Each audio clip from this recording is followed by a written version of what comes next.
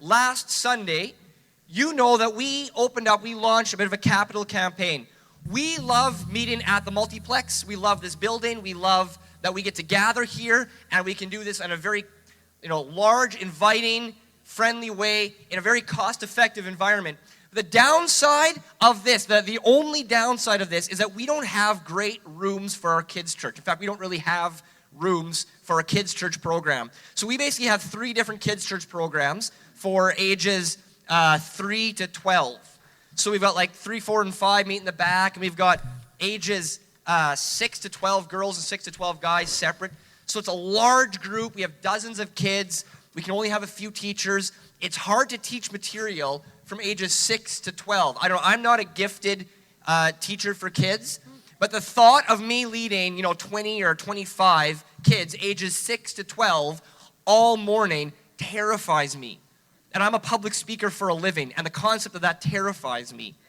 So we have a really awesome, really dedicated kids church team. We've got a huge influx of kids, so we're super blessed. And the kids church team has come up with a plan, and they've gotten approval for it and everything else. The Corral room, the upstairs curling kind of viewing area, we get to use almost every Sunday morning in a year.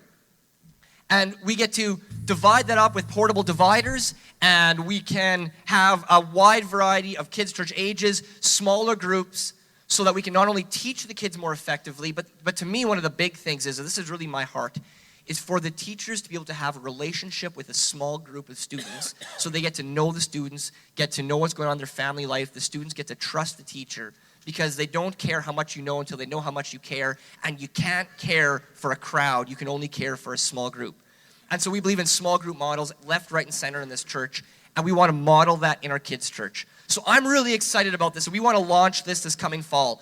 The only hard part, the only hurdle we have left is that it's going to cost us about $20,000 to get the dividers and some of the materials and the storage we need for that upstairs curling rink. And now that sounds like a large number, but actually, if everybody here gave about $75 or $80, we'd already be there. So the point I want to make with that is not you have to give $75 or $80 before you leave.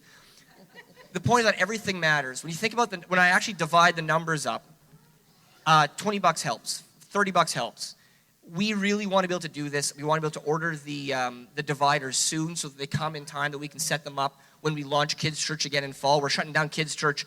Next Sunday is last Kids Church, correct? Yes. Next Sunday is last Kids Church. We always take a break for summer, give our teachers a break, give the kids a break. We really want to do this when we start up next fall. So I would just appreciate if you guys can give deep and just write, if you're giving, just write on there for Kids Church or for Kids Church expansion, just so we know what the money is going towards. It'd be really super appreciated.